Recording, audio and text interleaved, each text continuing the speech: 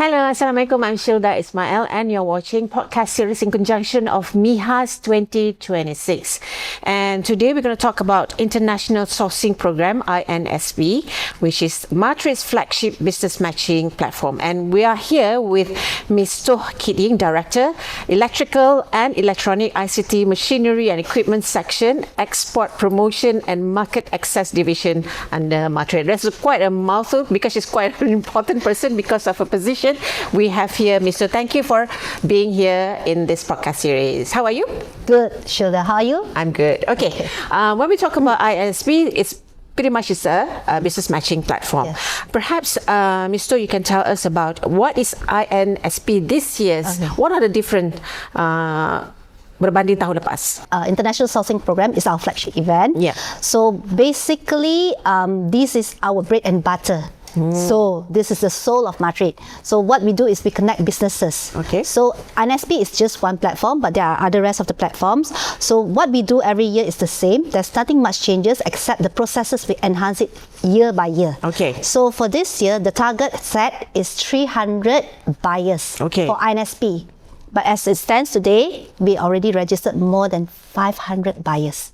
Wow. Yes. The interest from these buyers are intensive in the sense that we still have a lot of trade commissioners who tell us to say that we want to bring in more buyers, but I have to cut it because the space doesn't allow for that. Wow. So we are having two modes. So what makes it different is we have more now, and we actually urge Malaysian companies to sign up early as a seller so that they could also leverage on the virtual platform that we have in addition to the physical platform through the Madani Digital Trade Platform to engage with these buyers preliminary before the exact day that they have in September later on. Okay.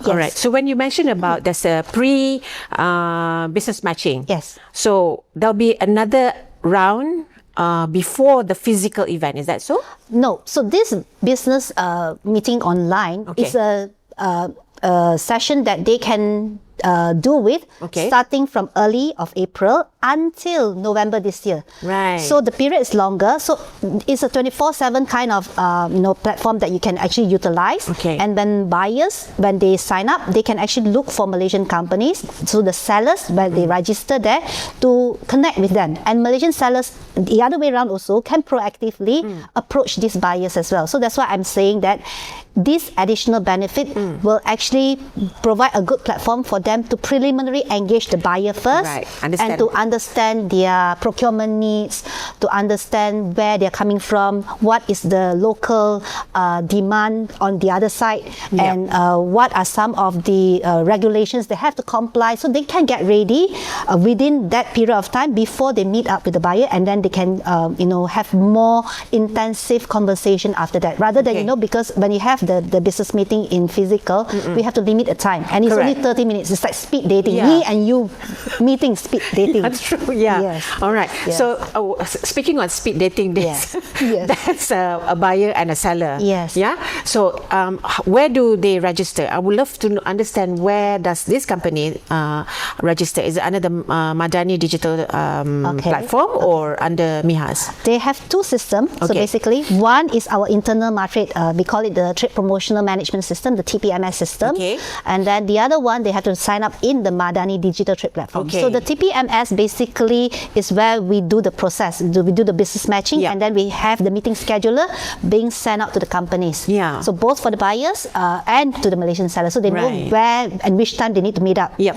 But the Madani Digital Trade Platform is the place where they actually utilize the virtual element part of it with the virtual meeting schedule. They can actually engage directly. Yeah. Mr. Especially for this podcast, would you be able to reveal who are the buyers, which country? Oh, okay. Okay, I can share with you.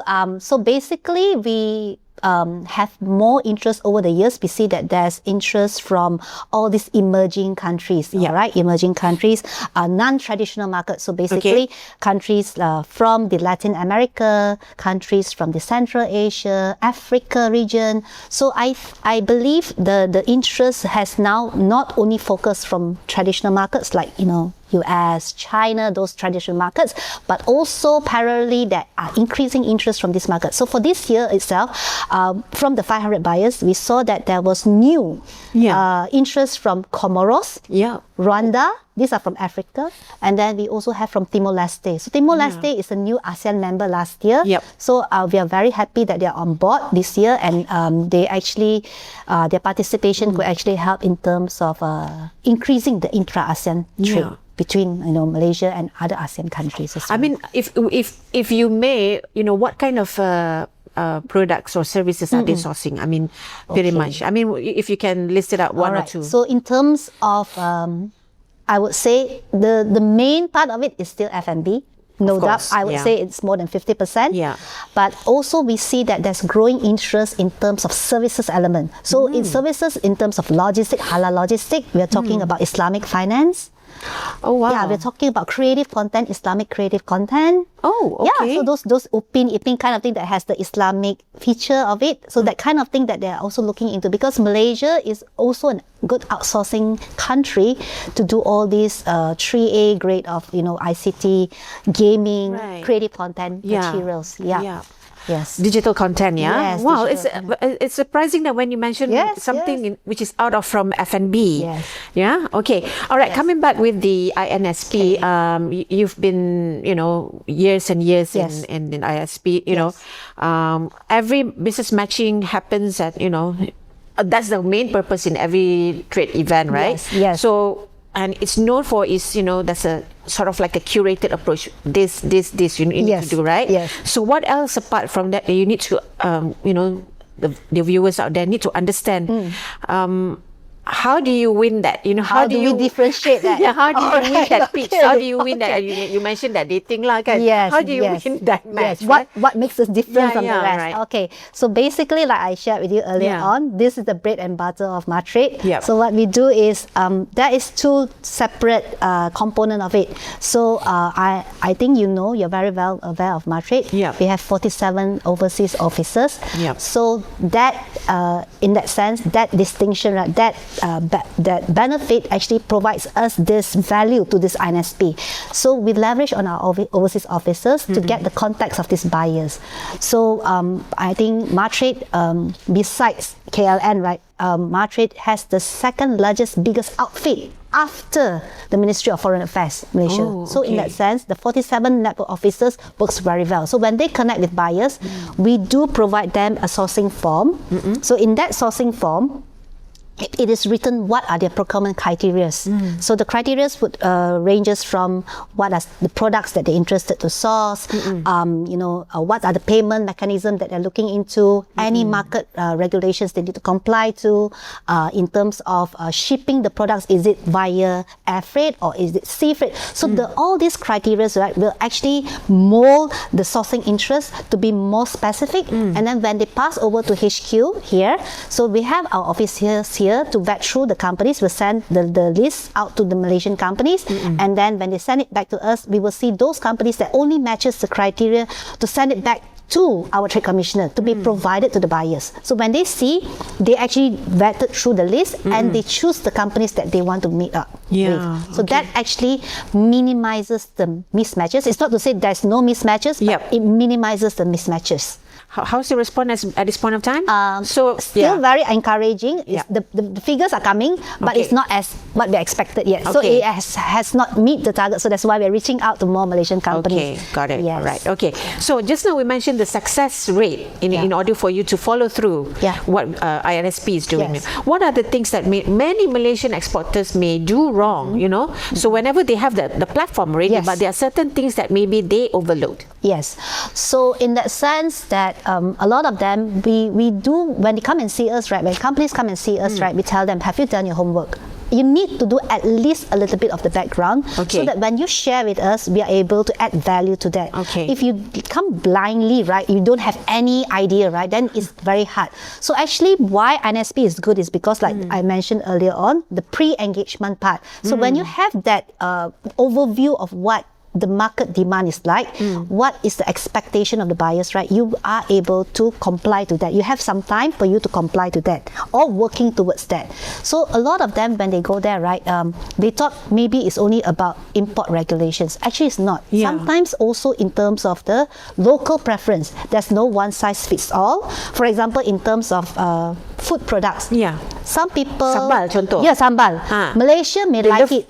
Pedas. Yes, pedas. But maybe sambal in another country probably is less. China have problem, maybe kena kurangkan So chili. they kena localize Correct, and adapt to the local preference, the taste bud. All this insider information only at MIHAS 2026. Okay, Yes. The success rate, and then you know what Malaysian exporters need to understand and need to do the homework, etc., etc. Okay, a little bit about what the buyers really want actually. Okay. Buyers always want cheap cost. Costing is always number one, relatively, whether you're talking about food and beverage, electrical, electronics, everything's there. But because Malaysia is also well known for its quality, comparatively to other countries, some of the countries, we're well known to provide competitive pricing, but at a smaller volume. So we cannot play the game of China. Everybody knows they are on economies of scale. So what we do is usually we go on high mix, low volume kind of production. So we are able to customize accordingly. So if let's say buyers, they say, okay, I just want to test out with you just a small volume, would you be able to do that? So this is where we come in to fill up the gap. This negotiation will be done during this INSP or after that? It can be done after that, during, or it can be done before. So it depends on how soon you sign up, how soon you engage with the buyer, and how soon they want to do that with you. Okay. All right. Got it. Yes. So in that sense, high mix, low volume is one, and also because of our competitiveness in terms of, because we are part of ASEAN, so it is also buyers' interest to look into for a matter of fact that sometimes the support through all these FTA partner countries that we have, right? Because you cannot do everything within your own country, so you need to source from elsewhere, right? So materials coming from FTA partner countries would actually provide a value-added advantage in terms of reducing the cost of production. Because the materials is relatively cheaper, then you can offer at a more competitive pricing to your buyer. Okay, I love your, passion, your excitement, and I'm sure all of you out there, especially the Malaysian SMEs, are very, very excited about it. Hold your horses. You can be excited, but you have to have a certain expectation. Also, I would love to have your wisdom on this. Don't go excited and then without, like you mentioned just now, must do the homework. Yes, must do the homework. Because we don't want to feel that, after that, you then you're disappointed. You say why the matching is not correct. Yes. Because sometimes buyers came to us, we have feedback before, right? Because over the years when we engage them, right, they say that, we are really interested to buy from your companies, but it's just that they can't supply, the volume is not there. Okay, that's the key question. Okay, done. You have to take up the challenge. It's never every time, the first time you move up, you guarantee to get a sales. No, you have to improvise over time. So in that sense that as you move along, when you engage buyer, get their feedbacks inside, and then after that you improvise your process, improvise your product. So that's where you can clinch the deal later on. Most of the companies, whether I'm not talking about only food products, other products like my area of segment, they don't purchase it first year. And importantly, you make your presence felt for them. You have to be consistently participating. If not, let's say I see you like 1 year, right? Then next thing you don't come. Then I say, don't know these companies. Ada lagi tak? So in that sense, it's very important. You have to be brave. Never take the first time that you don't clinch the deal as a disappointment. You have to work further. So to improvise your process, improvise your products offering, make it more competitive, look at ways to improvise costs, and then move towards sustainability, because sustainability is now a new area. It actually gives you a value-added advantage when you pitch to your client. So then that is that kind of value that we always instill for our exporters, that additional little things that you do that can make a difference to those clients. So that will actually win you that deal. So that's my advice. Okay, last, can I suddenly out of the blue, is this the right time to export? Definitely. Why not? Yeah. Because a lot of people say we have to wait. Sekarang ada Middle East tension, we have the Russian, Ukraine But tension. looking at the against 500 buyer, the 500 buyers doesn't look that way. So companies, please register. You need to quickly grab this opportunity because it's not easy for them to sign up. For us also, MATRADE, we also need to spend some money to bring them in. We hosted them here. So this is the opportunity for you to reach out to the world. So that's my advice to them. Thank you so much, Ms. Toh, for such an engaging and full of wisdom in this podcast series. And I hope to see you again in MIHAS 2026 with your enthusiasm and your passion. All right, that's all we have for Thank you this so podcast much, series. Thank you so Rida. much. Thank you. And we have to have more podcast series discussing on the promotions and publicity of MIHAS 2026. So stay tuned. Shilda Ismail signing off.